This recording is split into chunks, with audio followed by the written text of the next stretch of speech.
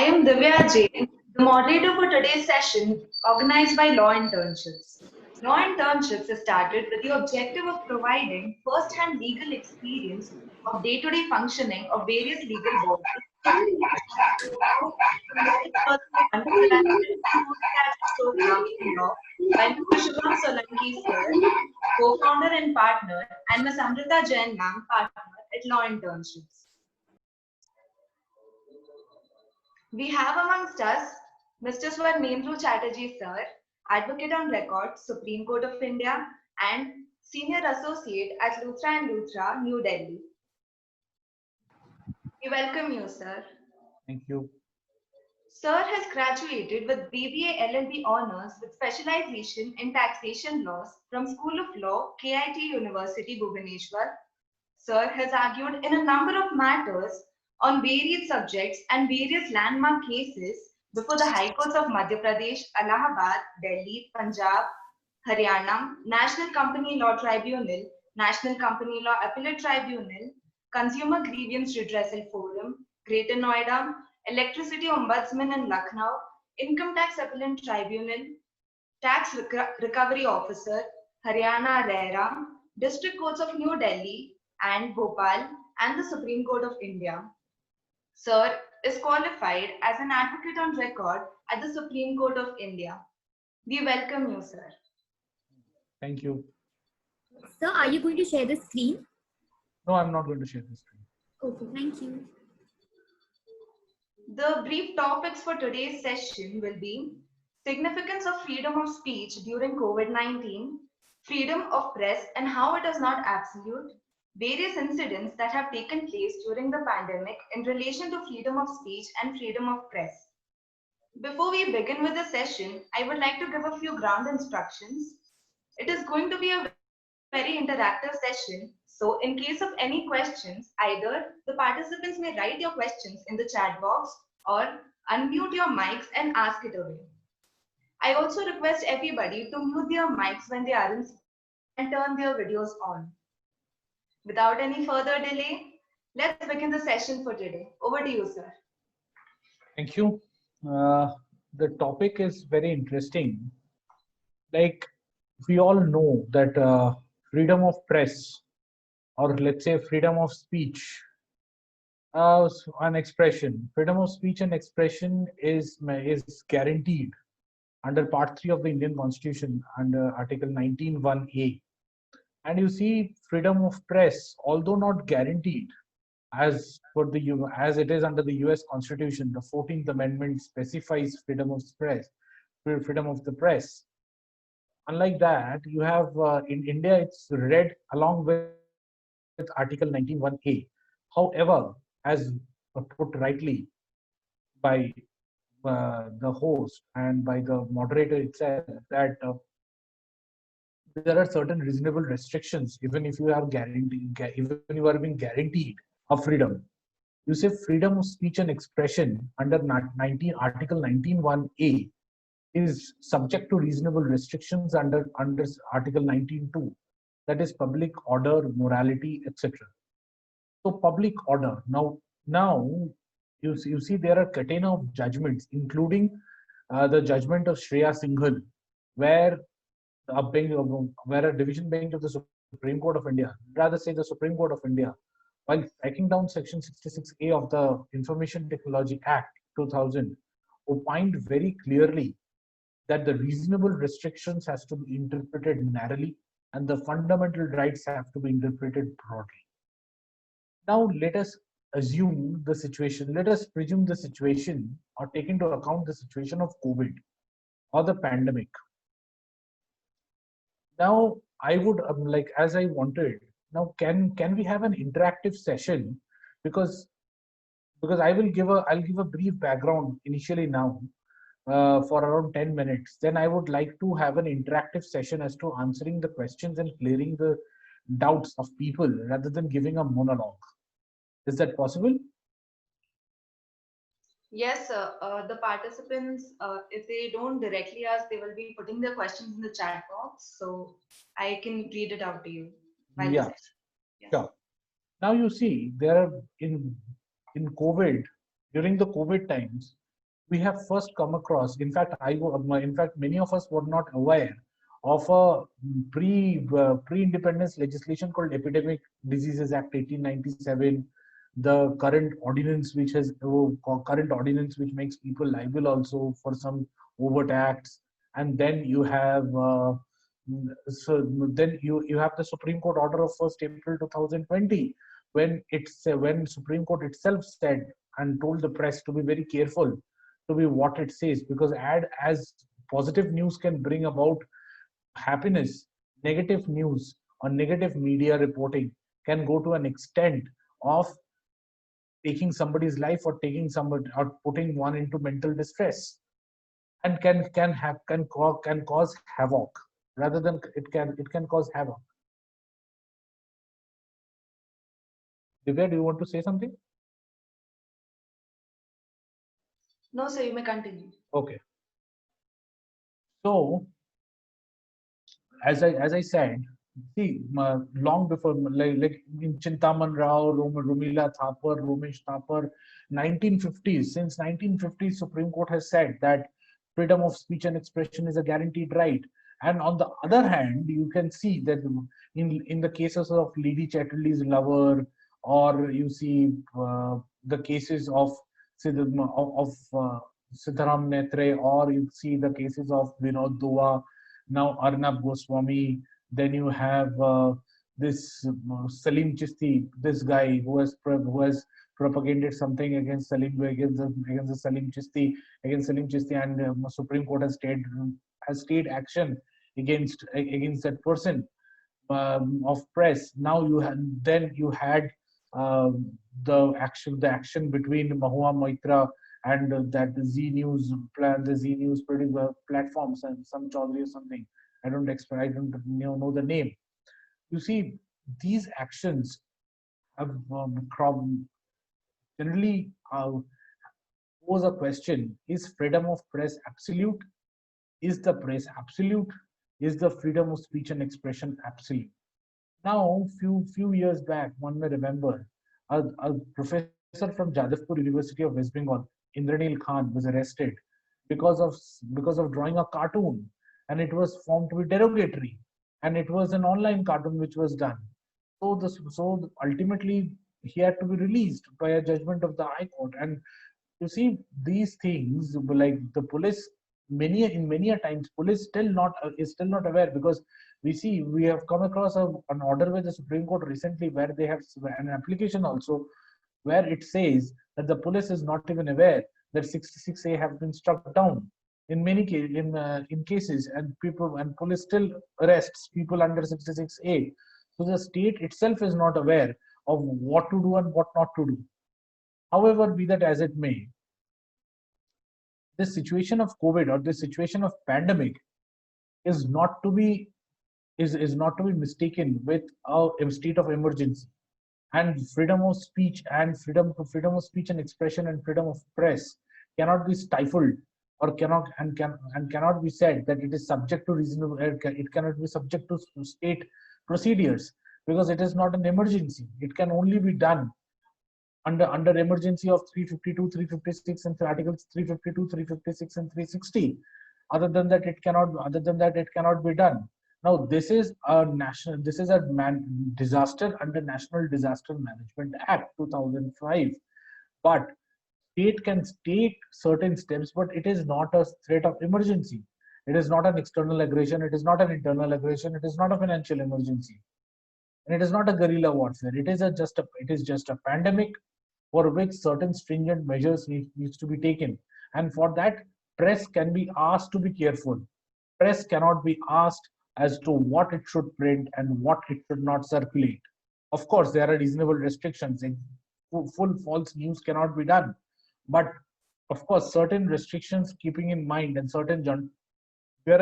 you see, Press Council of India in 2010 had brought out the journalistic ethics and broadcast ethics. Now, paragraph 2 to paragraph 7 of that ethics chapter book of 2010, Code of Ethics of 2010, will tell you that journalists or media houses have to run through those ethical procedures before they go and say something. And with respect to some certain privacy issues, we see that the privacy bill is pending, but the media houses do adhere to the GDPR, that is the European, that is the Global Data Protection Regime. Um, so GDPR rules, because privacy has to be maintained. So with this freedom of speech and expression and freedom of press during this COVID, lot of things are intertwined. One, freedom of press. Two, freedom of speech and expression. Freedom to criticize. Three, freedom to criticize. Four, how far you can go. Five, how far you can intrude into the private life of a person, or how far, even sometimes bitter truth is also not possible. If it's a truth, truth cannot always be a defense against defamation. We know that. So this is one thing. Now you have several cases coming. You have several cases of late. Vinod Dua's case is, of course, the new one, which is doing the rounds in Supreme Court right now, and the other case where the host had said something about Salim Chisti. Those actions have been, so the coercive measures have been stayed by the Supreme Court. And like for the other like again for Arnab Goswami's case, we know that Bombay High Court has said that they have stayed the entire FIR, stayed the proceeding FIR. But the Supreme Court's judgment in Arnab Goswami's case is very important with respect to freedom of media. Justice Chandrachud goes on record and says freedom of media is there, freedom of media is present, but it should not be such an overt act which tends to defame people. Media should know its lines. So therefore, and one media cannot subject or cannot be a political media, like subjecting harassment to one political party, or on mentioning things which are not absolutely right about one political party. So in fact, freedom, in the name of freedom of press, you cannot actually go haywire or hunky dory, right? So Article 19.2 is even Article 19.2 is very much applicable. Yes, Amish Devgan is also on that line. I agree. One of the speakers, one of the attendees have mentioned about Amish Devgan. Yes, Amish Devgan is also on that line. I forgot that name. Anyway, thanks for reminding. But yes, a lot of people in times of COVID, actually, it's not about COVID or non-COVID. It's actually how far the government or how far the state or how far somebody can take criticism, fair criticism, even when it's like, see, into like in the judgment of Subramaniam Swamy versus Union of India, when 499 IPC was challenged, it was said that criminal defamation has been done away with in a lot of has been done away in most developed countries like UK and the US. So why don't we do away with it, since a civil proceeding is also there? So there are a lot of chilling effects which have been mentioned by the Supreme Court in that judgment. There is absolutely no doubt there are certain chilling effects, but the Supreme Court has gone around and said, you see, in India, there are a lot of proceedings, a lot of defamatory articles, defamatory things which go on and are published with an intention to malign. Now that intention to malign cannot be stifled only with monetary compensation. We know that the one of the managing editors of The Wire was enlarged on anticipatory bail from the Lucknow bench of Allahabad High Court few days back for reporting one case. You see, another one. I'll give you a few instances of this. What happened? You see, on 11th of May 2020, Dhaval Patel, the editor of Gujarati news portal Face of Nation, was detained and booked with sedition for writing about the change in Gujarat's political leadership by BJP after the state's rapid rise of coronavirus cases. Uttar Pradesh administration filed an FIR against journalist Ravindra Saxena from Today 24 on May 18 for reporting the mismanagement and negligence at a quarantine center in Sitapur district.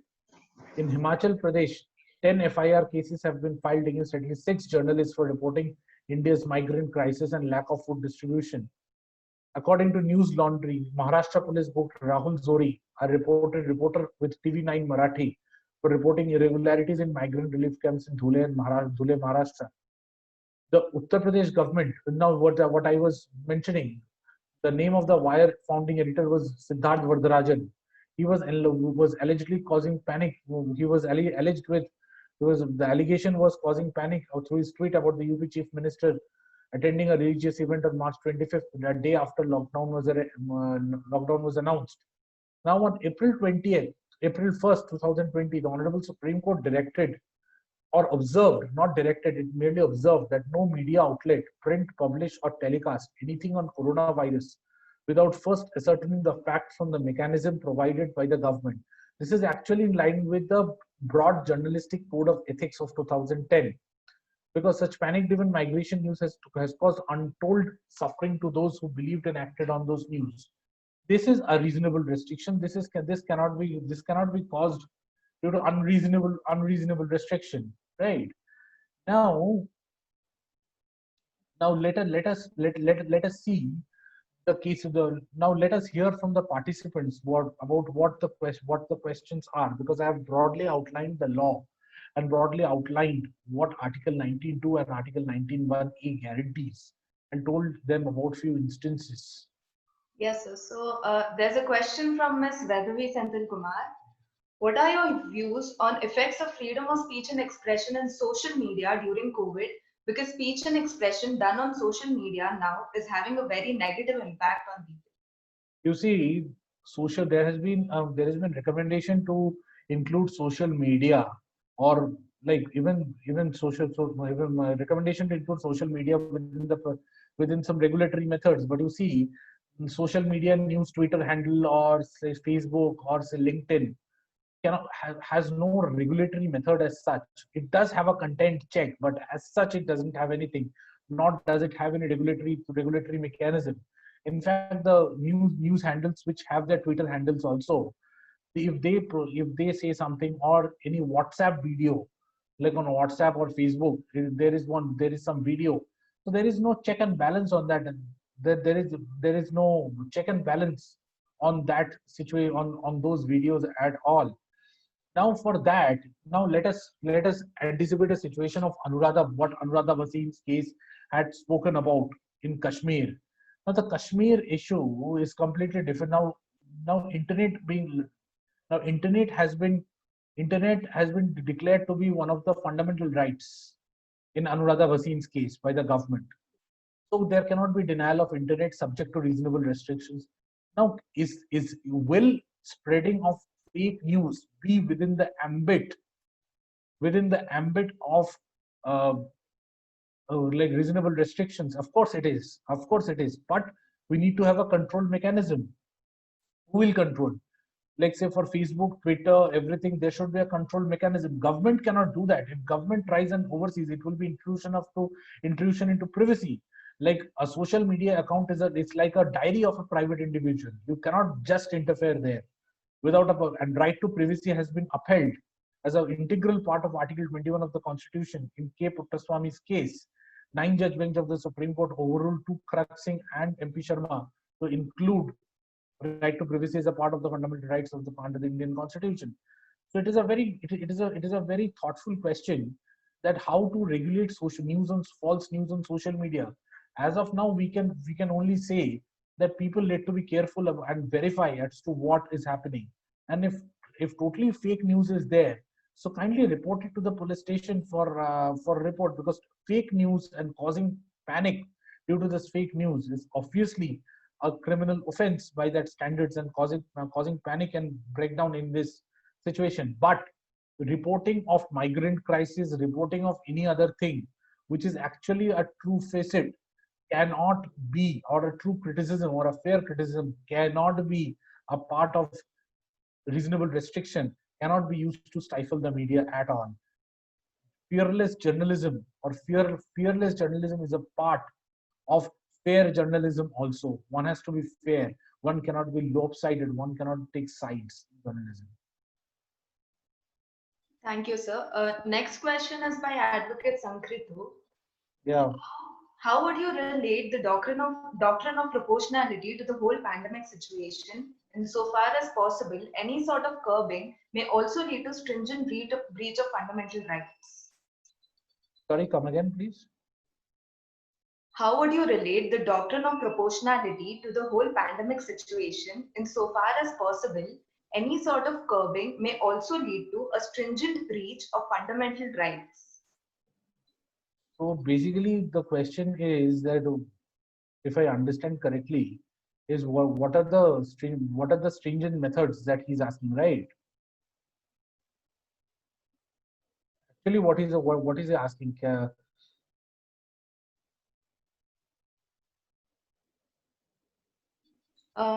He says even if it is brought to the even if it is even if it brings disrepute to the government, I think proper fundamental rights should be protected.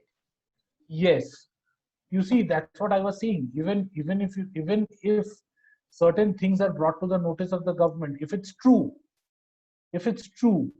then why should one be penalized? Like you see in West Bengal, two media personalities, Rahul Roshan and Ajit Bharti, along with along with one lady journalist Nupur Sharma from OP India, were booked by the West Bengal police because they had circulated an exchange of words between one BJP leader and union minister and few TMC leaders. The BJP MP had alleged that the chief minister is planning to convert West Bengal into an Islamic state and merge it with Bangladesh. Now, it was reported on comments by her and reactions to the same TMC leaders, which was reported by the several media organizations. But Bengal government had picked up OP India English editor and her husband, who are residents of Calcutta, and they were summoned to police station, and subsequently, and they were booked under various provisions of IPC as well as under 69A of Information Technology Act, and even though state government had no jurisdiction over them. So this FIR, so this petition under Article 32 of the Constitution was heard on 26th of June 2020, and the Supreme Court had stayed for the further proceedings in that FIR, observing prima facie that there is jurisdictional error, and it was a process to stifle media and freedom of speech and expression. Thank you, sir. Next question is by Shivani Verma. Yeah. Don't you think people have taken advantage of this COVID-19 situation and have used the freedom of speech in a wrong manner, criticizing unnecessarily sometimes? Come again, please. Sorry. Don't you think the people have taken advantage of this COVID-19 situation and have used the freedom of speech in a wrong manner, criticizing? Yes, they have. Yes, some people has, some cases are sub judice. I need not speak much, but some people really has taken the media for a ride and used the online social media handles to really criticize something which is not true. But one has to filter what is true, what is not true. It cannot go unfiltered. It cannot go unfiltered, right? So there has to be a mechanism who will filter those. State cannot police. It is not possible to have a constant monitor of what goes on in the social media. So there has to be a check and balance, and people have to grow responsible themselves. Convictions and all won't help much. It will help, but you see, again, the arguments will come up whether it was a fair thing, it is an unfair thing, it is a full-fledged trial. So the Facebook or the WhatsApp chats or the videos which are uploaded, any objectionable video or any objectionable content which is there is definitely can be reported if found somewhere, can be reported to the state authorities so that proper action can be taken. Now again, I reiterate that COVID is not a state of emergency where governments can be toppled or governments can be taken to task. It is just a mechanism. It is just a pandemic or a national disaster. So there is no suspension of fundamental rights. So you can subject to reasonable restrictions. You can ask them to behave in a proper manner, but you cannot say that the fundamental rights are suspended. Even though fundamental rights are suspended, even if it is a case of fundamental rights being suspended, privacy still stays because Article 21 is an inalienable right. That's what Puttaswamy says, and that's what the dissenting judgment of Justice H.R. Khanna says, in which has been upheld in Puttaswamy, and ADM Jabalpur has been overruled. Yes, sir. So the next question is by Mr. Mohit Kashyap. India has faced border issues with the neighboring countries during this pandemic. Reporters lay down theories based on superficial aspects. Where is the line drawn in this case? See, the reporters, as I said, the from the code of ethics, one can go through the code of ethics, journalistic code of ethics. It's available on Google. Journalistic code of ethics. It's by Press Council of India. Now, one can see that the Press Council of India only applies to print media, but mutatis mutandis, it can apply to it can apply to online internet media also. Because if when you are trying to publish a content, you have to get it verified from sources. If it is not, it's a breach of code of ethics or journalistic code of ethics. It's not only about a constitutional breach or a statutory breach, it's about a breach of code of ethics of a journalist, and that person can be taken to task for false reporting also. Thank you, sir. Next question is by Ms. Prachi. Do you think journalism is a dying industry? There is lack of authorities to keep a check on it, and also the news that came out are sometimes biased and not properly investigated, which can seriously affect the public opinion. Yes, I can relate to what she's hinting at, but you see, I have my own constraints. I cannot tell that on open media, open platform. And you see, there are some journalists who take sides. It's very evident. They are paid media. So I can tell only this much, that they are paid medias, and paid journalism doesn't work much, and you cannot just stifle the proper reporting of cases just by paying paid journalism, or by just trying to malign one political family, or to bring unearth of truth and blaming one person who died 50 years ago for all the wrong things which happened to India. There are a lot of wrong things which have happened in last 10 years, last decade also. For every wrong thing, you cannot just blame a few handful of people and the others are just saints. It's not possible. Every party has its every political party has its own set of good people and bad people. But that does not mean that you use the media to control, to have that overreach and actually have cause a public opinion and a public hatred. That is what is happening. You voice it out against one party, you get applauded, you get accolades, but you do it against the other, you get thrown into, you languish in the prison. That's what is happening. That's major what is happening with a lot of writers, like who are in jail under and NIA, UAPA, all this nonsense have been slapped.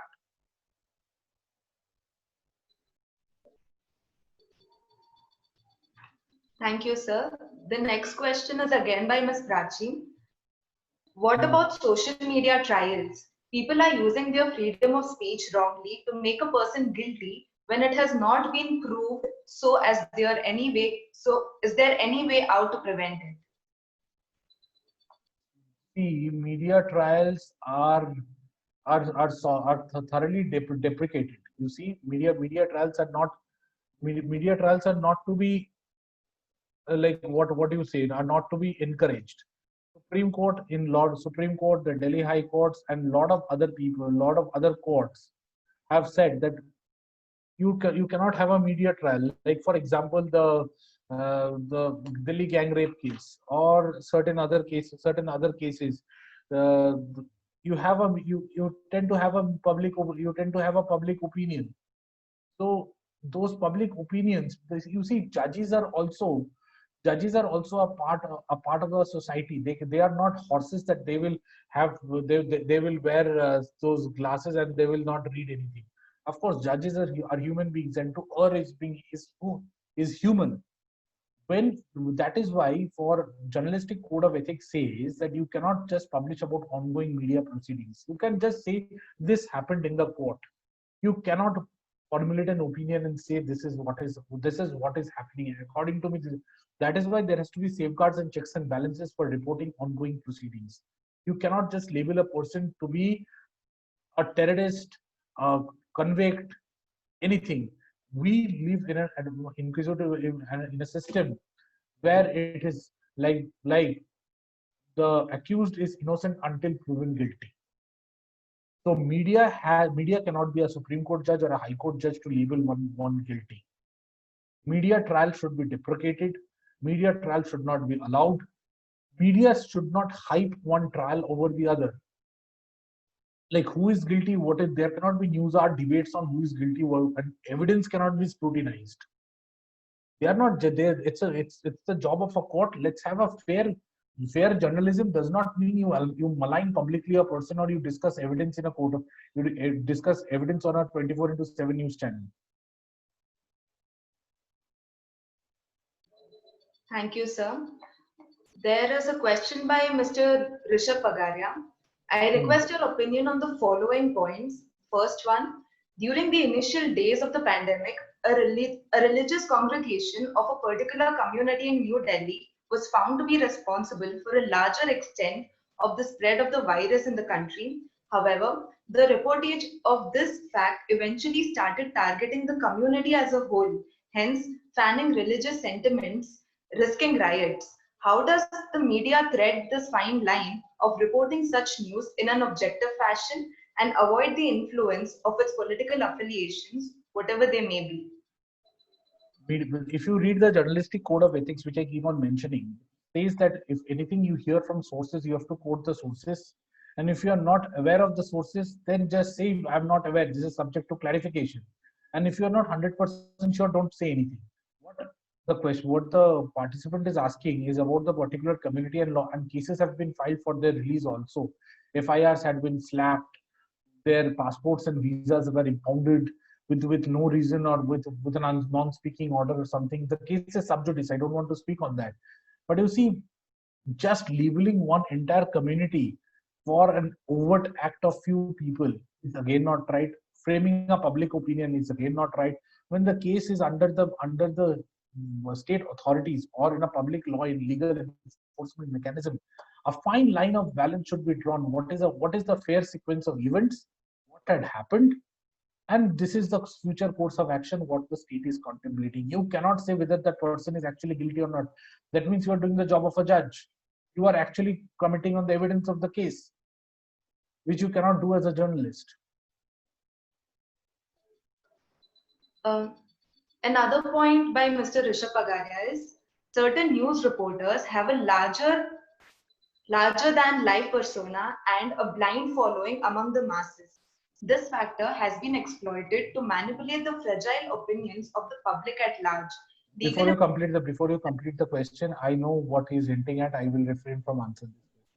This is a sub judice. These are all sub judice matters.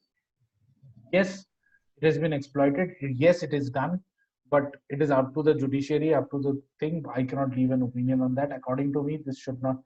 Like nobody is larger than life. Nobody should be allowed to malign somebody publicly and call on a news or debate to go on maligning and then say we are not maligning, then seek political help to political help and political propaganda to just cover up everything. So that cannot be done. But anyway, let's just avoid this question for now, because all these cases, all the Amish Devgan, Vinod Dua, Arnab Goswami, all these cases are before the court. Let the court decide it. Let the rule of law take its own course. We are not here to judge. We are not here to judge those things. So how can we as a society deal with this madness? We as a society can deal with this madness by actually avoiding those news. As simple as that. But actually we can't do that. It plays on our mind. It's generally the human perception.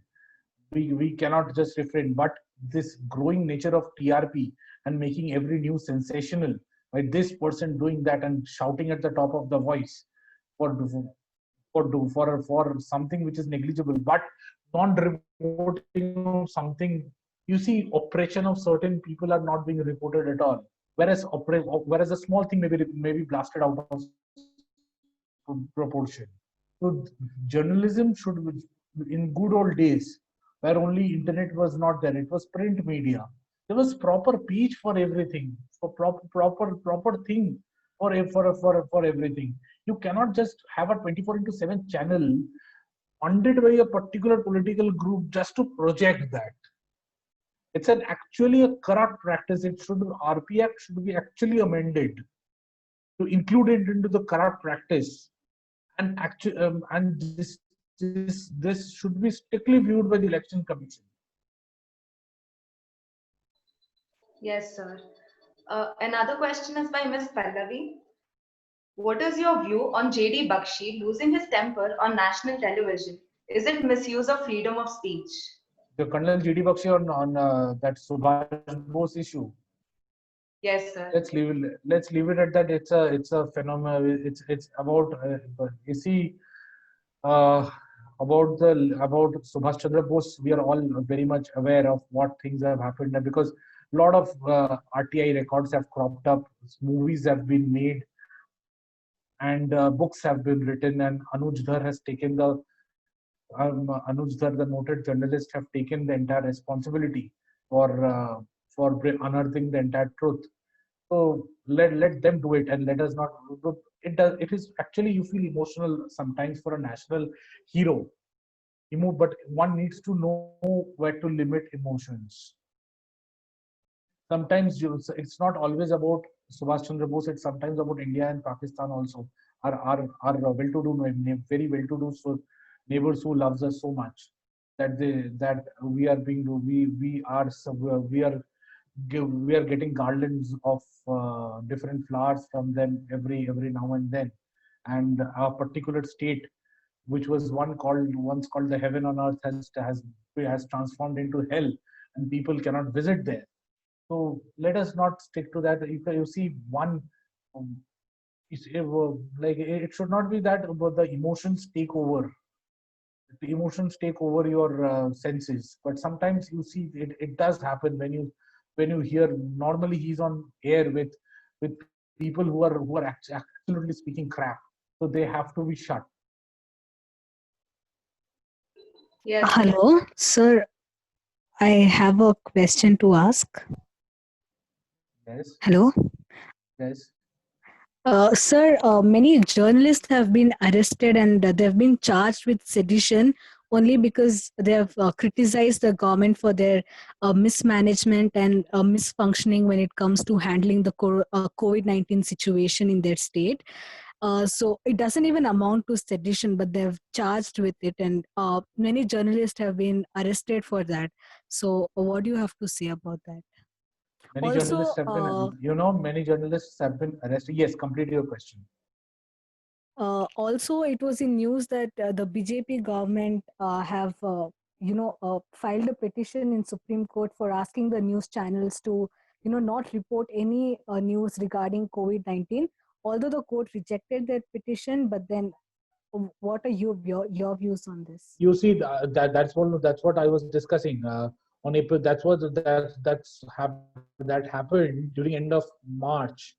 So on April 1st, while dismissing that petition, Supreme Court observed and like told the media to be responsible, to verify the sources and then go ahead. It happened. So it actually is in line with the journalistic code of ethics. Like it cannot be manned by the government. Government cannot obviously regulate the media. It is not. Again, I reiterate: national disaster is not national emergency. Pandemic is not emergency. If the government is treating it like a lot of senior advocates have deprecated certain role of the government as being like to stifle somebody, but it should not happen so. And I agree that many people now this law on sedition, this draconian law of sedition, lot has been written. You see, the judgments of the Supreme Court have been flouted. Criticism cannot be sedition, but criticism here is taken to be citizen, and you see law and order and police is under a state government. You can actual state use its power and flexes its muscles and arm twists it, but ultimately these cases are not followed in its totality.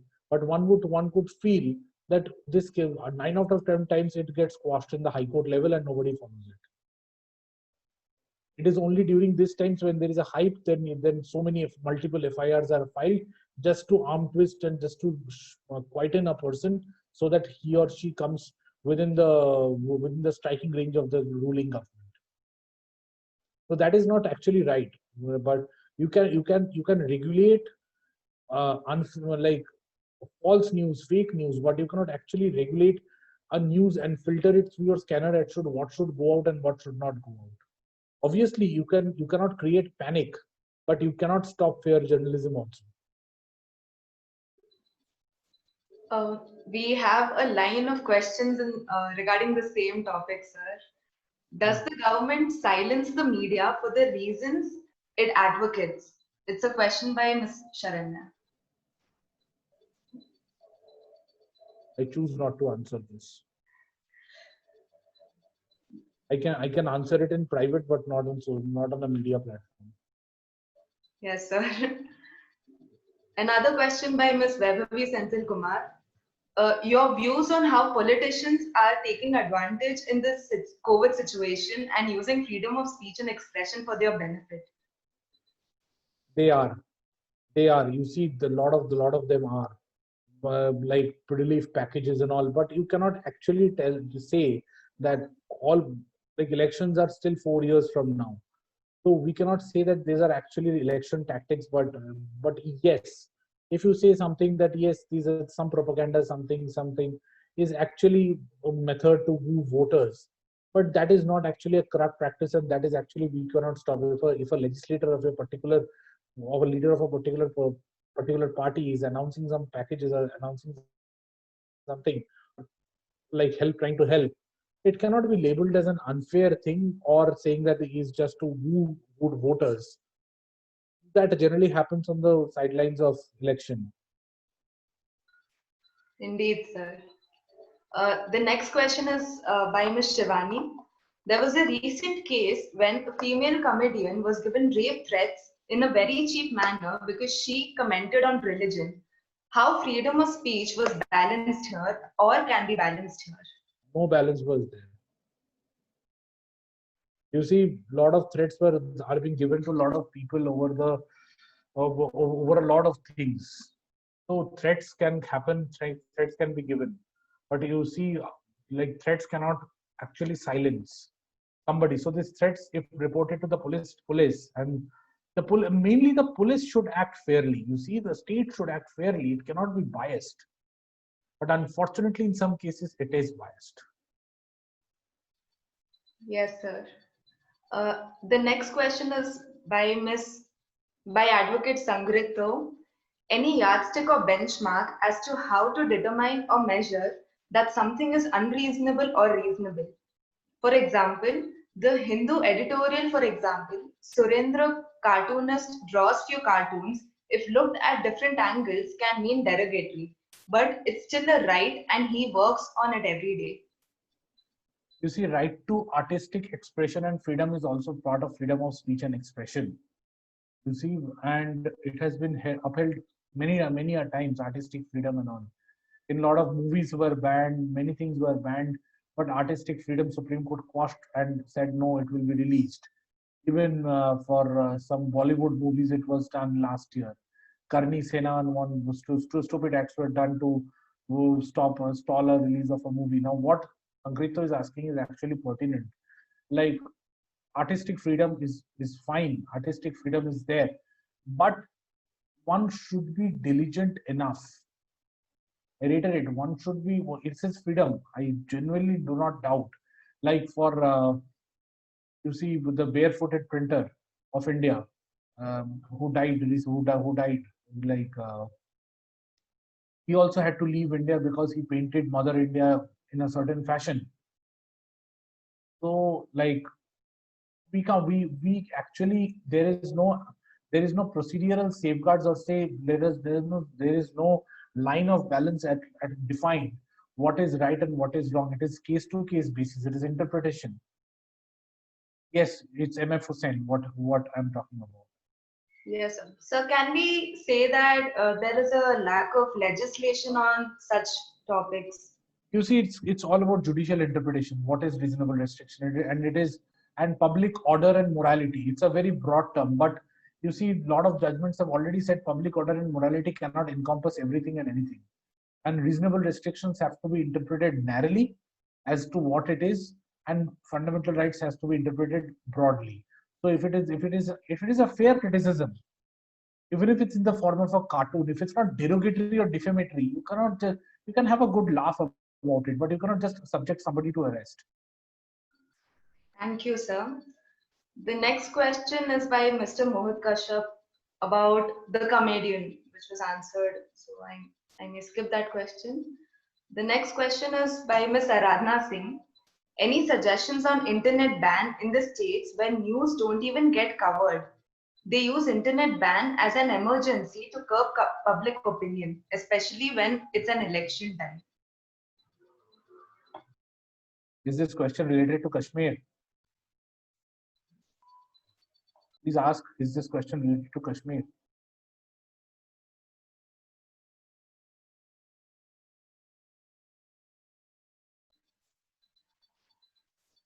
Internet, Not only there, sir. internet was banned in a part of West Bengal also, where Calcutta High Court interfered, and when Calcutta High Court interfered, they said that it was some Hooghly district it was done, and petition was filed, and yeah, she says it's that question only. It cannot be done. My fair point is, it cannot, in the name of public order, you cannot just say that I will stop the internet. Fake news, you can just control the fake news part. I can just ask the citizens to be careful, or the netizens to be careful, but you cannot just say that I will stop the internet when it is being declared as a fundamental right. Law and order situation is there, but I understand that social media is a part where news can spread like wildfire, but you as a state then fail to control that wildfire. Thank you, sir. Now, one thing. Now, just ask the participants not to take names of political parties like this, because this will be up on YouTube and this will be seriously questioned. Yes, sir, we'll put it out.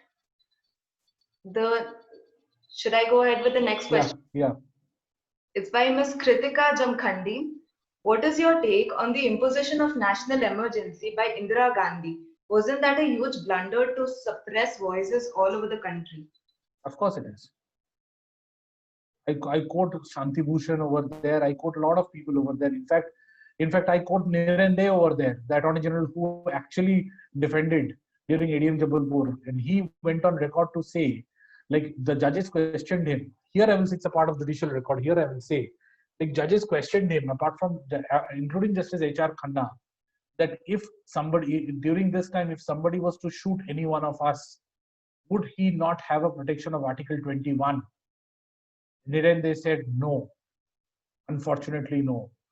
Everybody was startled with that, but the judges actually upheld that answer, with 7 except Justice H.R. Khanna, by throwing away his seat of CJI. Thank you, sir. Yeah. I request all the participants to maintain the decorum of the session and not point out at any political parties. So the next question is by Ms. Natasha Kane. Yeah.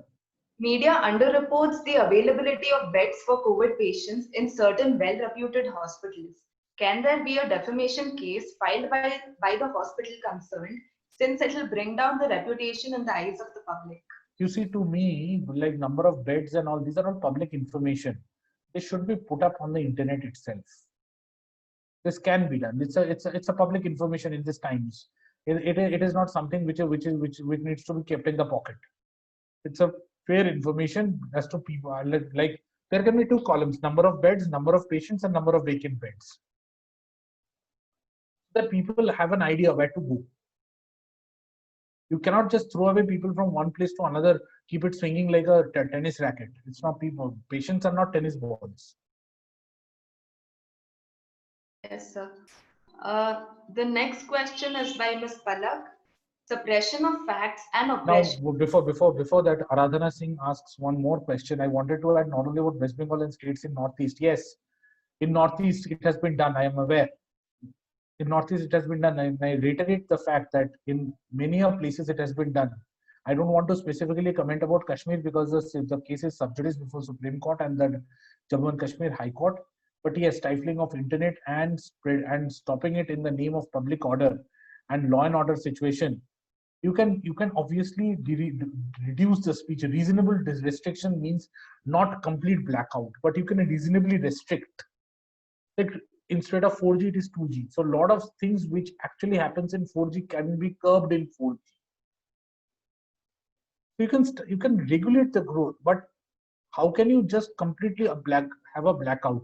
So if you black it out today, how will the courts function? How will the hospitals function without internet? How will the educational institutes function?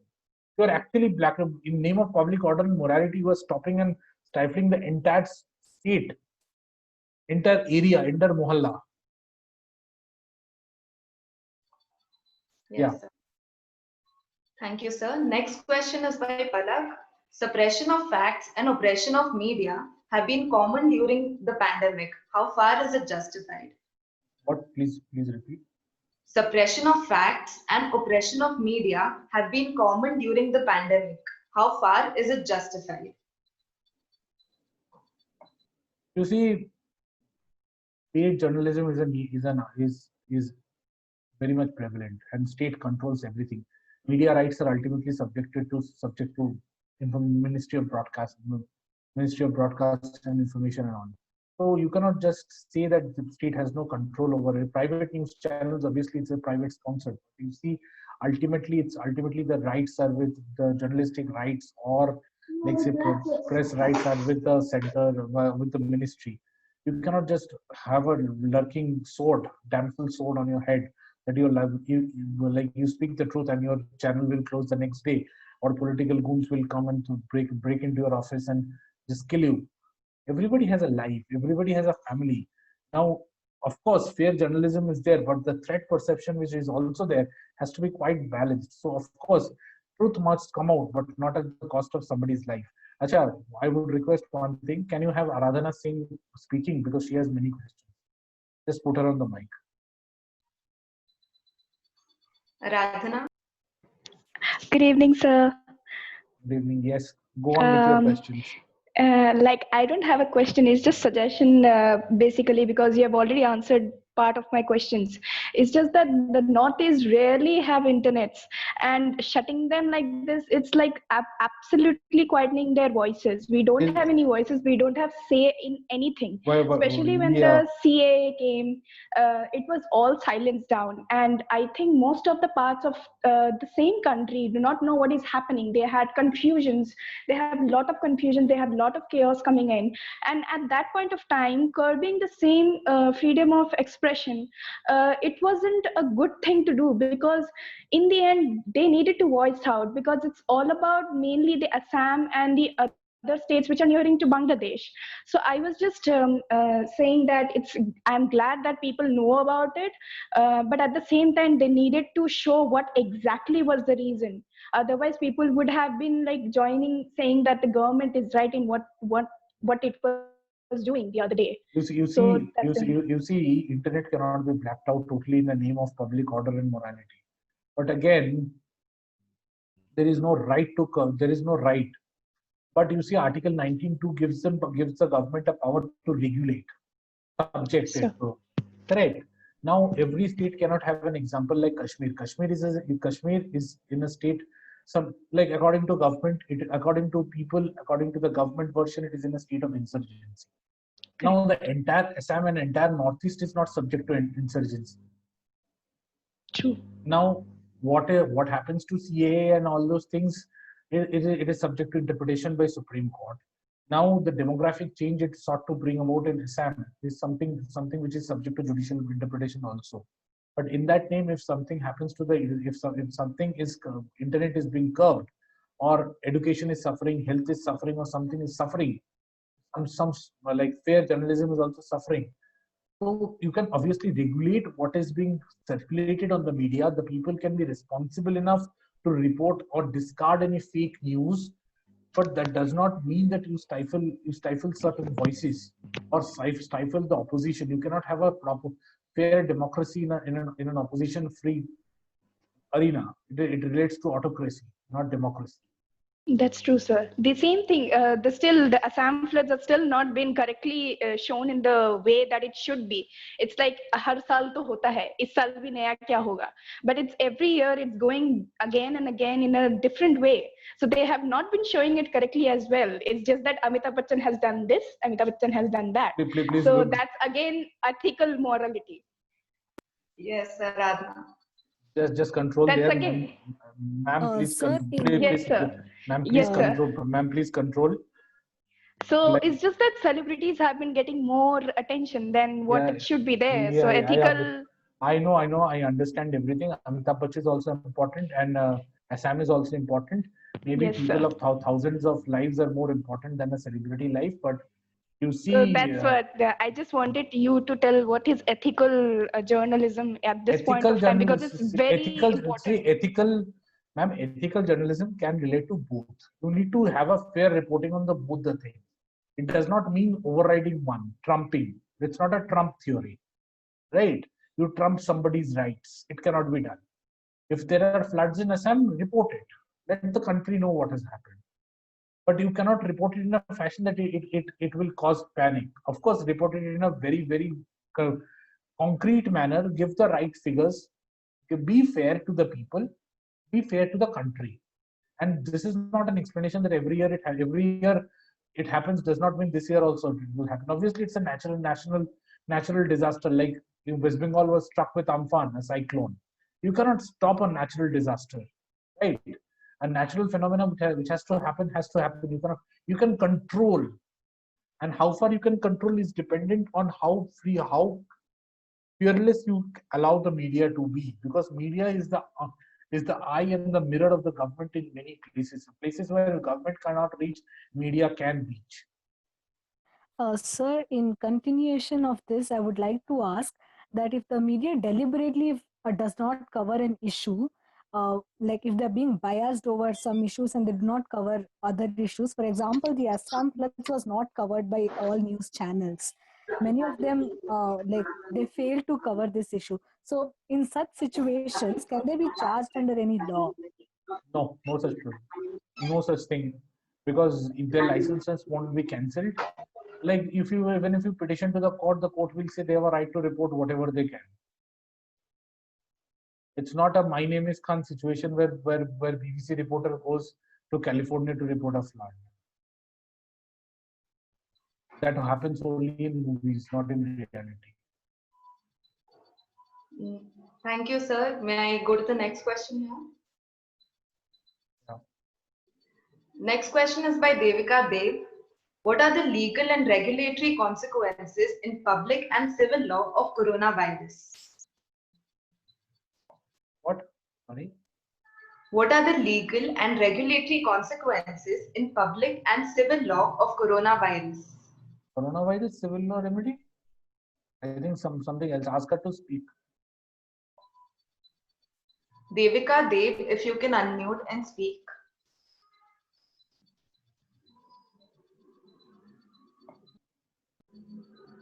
Until then, can we move towards the next question? Yeah. Next question is by Rishabh Pagaria. In the global media and even within the country, there is an impression that the actual statistics of COVID-19 situation in the country are being under or falsely reported, and that the situation is much worse than it actually is portrayed to be. If true, does this not amount to stifling of the truth and the media by the concerned authorities? Yes, it does. Yes, it is. But we are not in a position to say what is the actual figure. Of course, these are controlled figures. We all know these are controlled figures.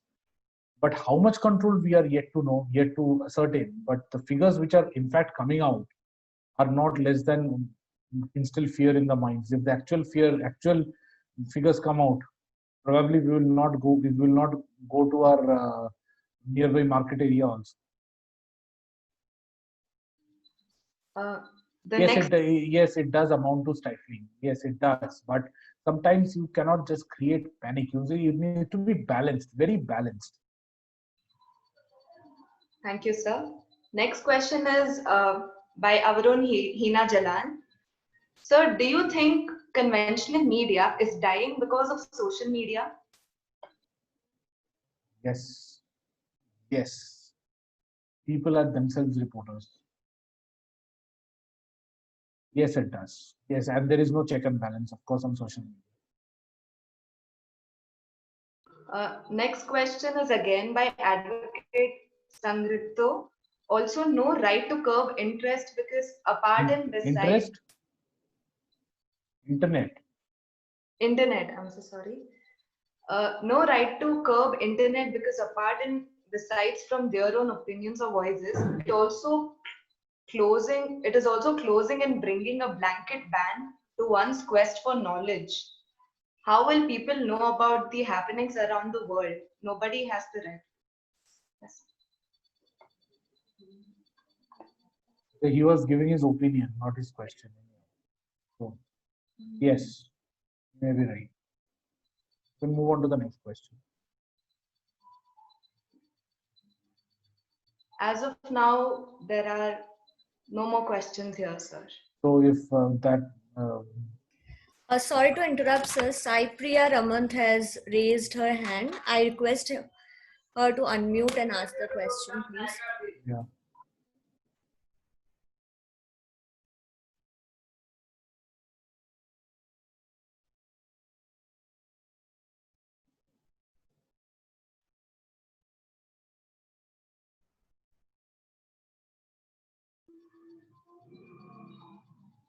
Until Saipriya unmutes her, can we take another question from the chat box, sir? Yeah. Any take on FM radio or on-air contents? We focused a lot on journalism, I assume. So what are your takes on FM radio, sir? FM radio what? Please come again. Any take on FM radio or on-air contents? FM radio is also like FM radio, or you see print media or something. It's also like it also forms a part of the journalism, and journalistic ethics does apply to them also. Like FM radio, it does. There is a legislation, the Broadcasting Act or something. Some legislation is there. I'm just forgetting the name.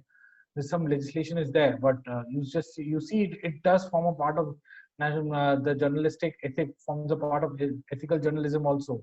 You cannot just report anything and cause confusion on radio.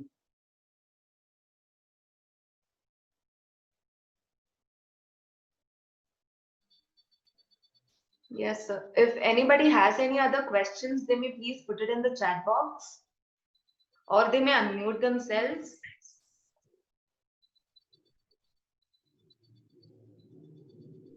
Yeah.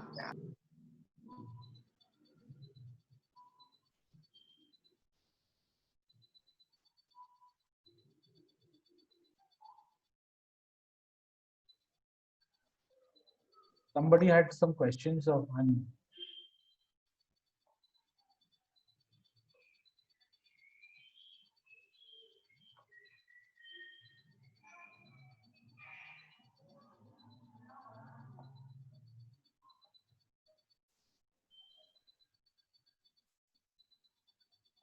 Yes, sir. We don't have any more questions as of now. You can move ahead with your session, sir, if you would like to add. You see, that's like I've answered every question, and I've more or less cleared the law. Only thing which I would like to mention over here is like people should know. People should be aware of what is going around, and people should not believe in false propagandas and false things. And please read and reread things, and verify it from various sources before you actually say form an opinion. Yes, somebody wants to say something.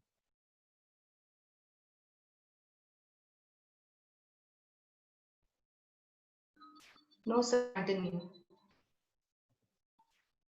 So, like, yes, that's more or less a thing from my side.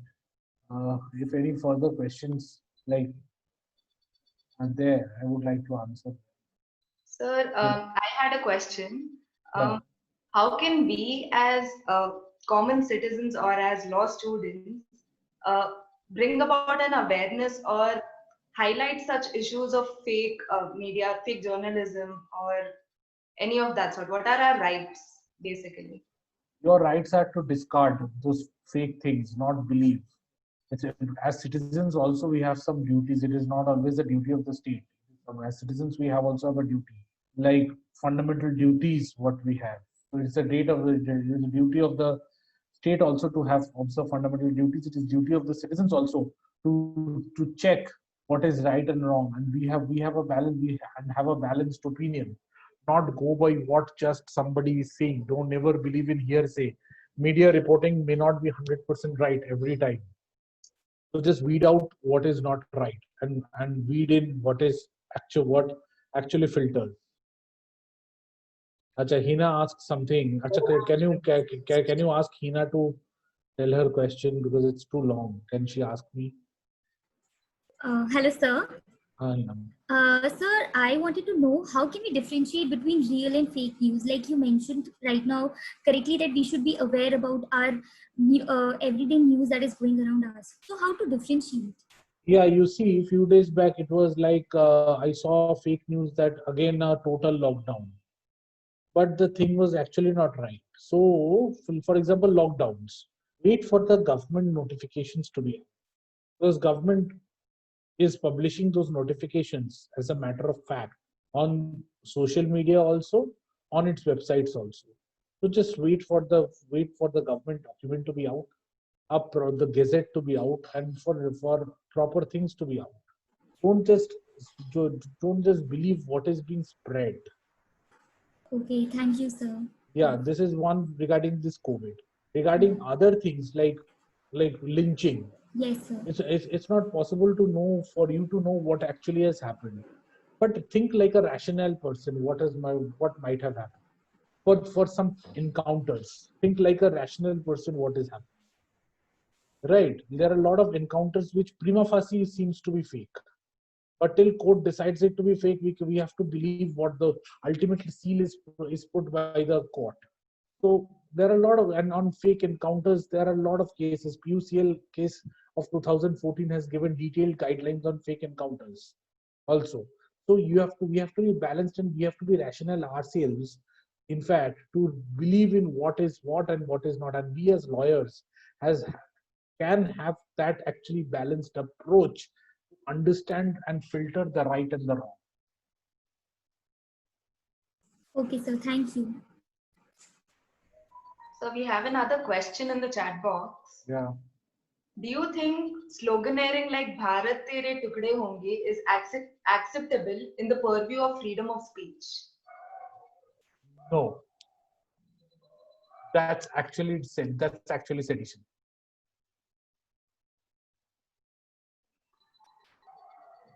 If anybody has any other questions, they may please put it in the chat box or they may unmute.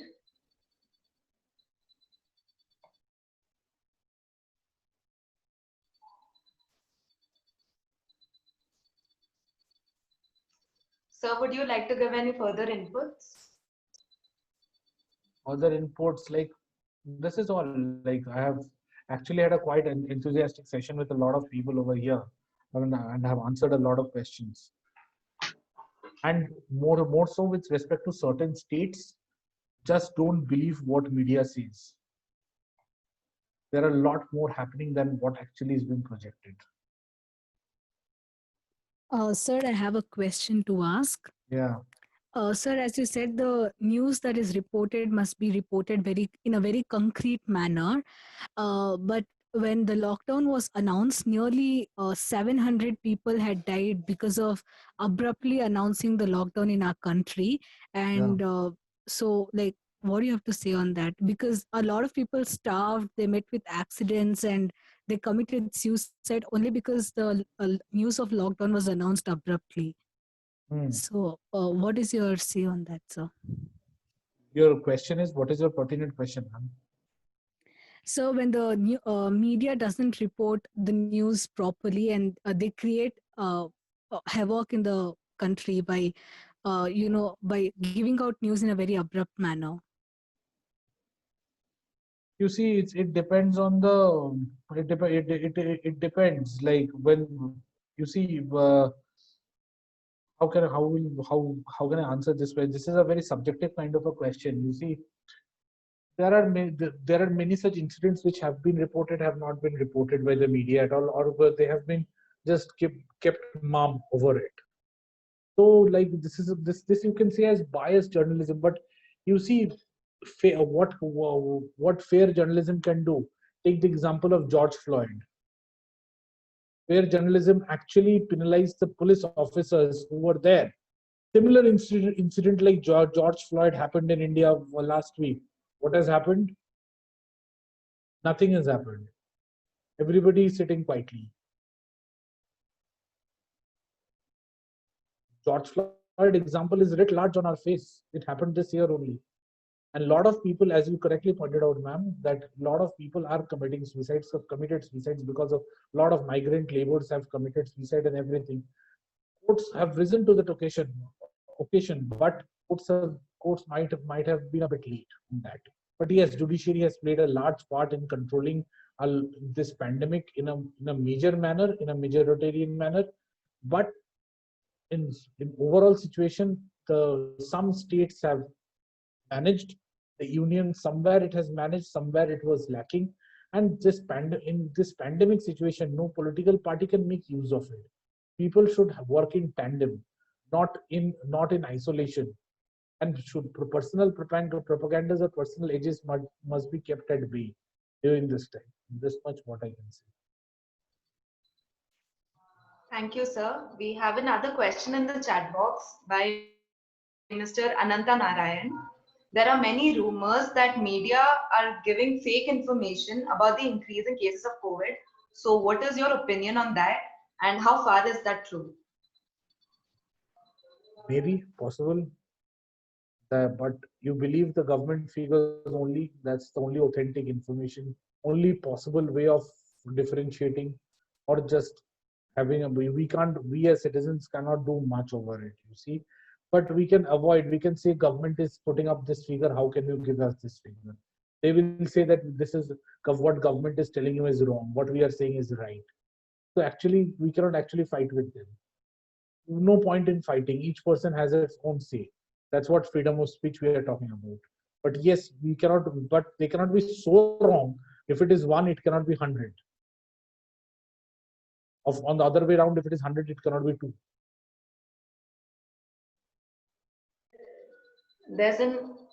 Yes, sir. One thing, that Palghar lynching, I'm not taking that question. That's a political question, sub judice matter. Before you can put that person who is questioning that person can come on mic and ask that question.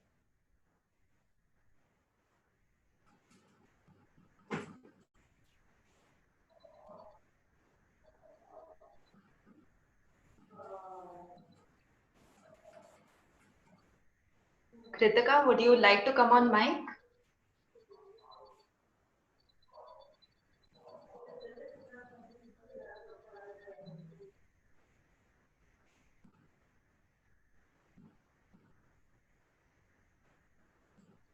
What was her question, by the way, on Palghar? The issue of lynching of sadhus in Palghar wasn't given enormous amount of attention. Isn't that unfair? It is. Every hype was regarding that Palghar lynching. Every hype was taken away by a single person. You can't help it, and we forgot about the sadhus. And more or less it is based on an allegation So until unless it's proven in a court of law, you cannot actually say something which is what is right and what is wrong. Are there any other questions from the participants?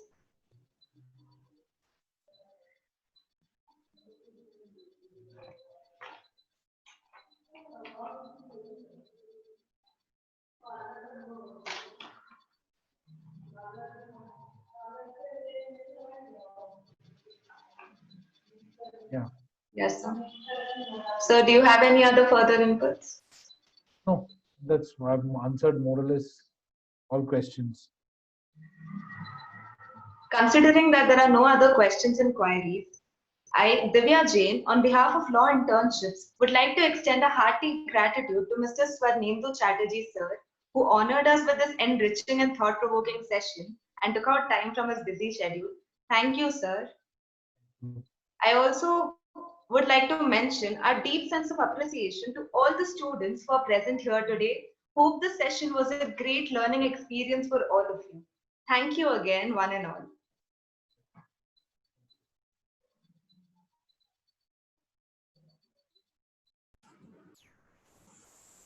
Thank you so much, sir. Yeah. Thank you for making it such an interactive session, and I hope everybody has enjoyed this session. Thank you so much, sir. Thank you. Thank you. Thank you so much, sir. Thank you.